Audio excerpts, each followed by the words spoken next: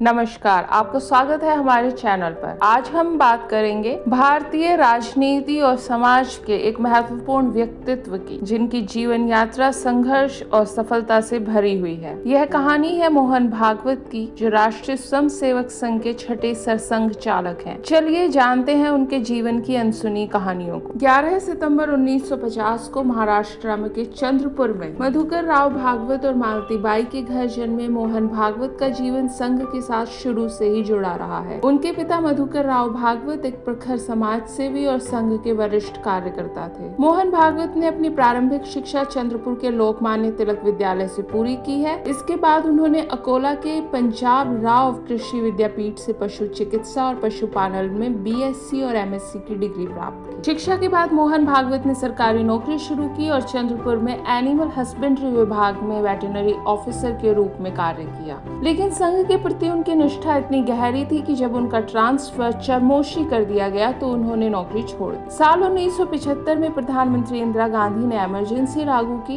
इस कठिन समय में मोहन भागवत के माता पिता को गिरफ्तार करके जेल में डाल दिया गया। मोहन भागवत ने अंडरग्राउंड रहकर संघ के काम को जारी रखा और पुलिस से बचने के लिए अंडरग्राउंड हो गए। इमरजेंसी के बाद मोहन भागवत ने संघ में तेजी से तरक्की की। 1977 में उन्हें अकोला के प्रचारक के रूप में नियुक्त किया गया और उन्होंने संघ की शाखाओं में महत्वपूर्ण भूमिका निभाई। उन्होंने राम मंदिर आंदोलन में भी सक्रिय भागीदारी की और कश्मीर हमारा है जैसे नारों को संघ की शाखाओं में लोकप्रिय बनाया। मोहन भागवत ने संघ में कई महत्वपूर्ण पदों पर काम किया है।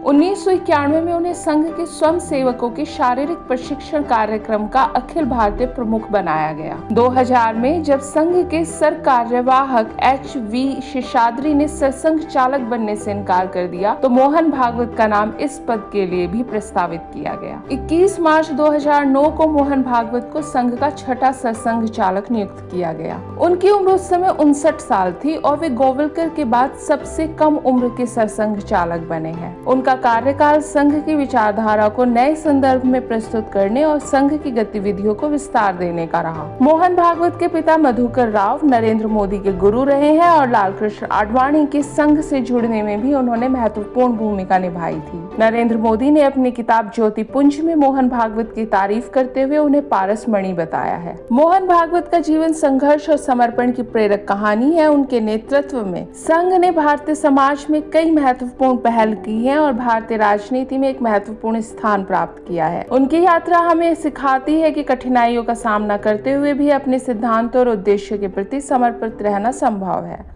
तो यह थी मोहन भागवत की जीवन यात्रा, संघर्ष और सफलता की कहानी। यदि आपको हमारा वीडियो पसंद आया हो तो लाइक और शेयर करें और हमारे चैनल को सब्सक्राइब करना ना भूलें।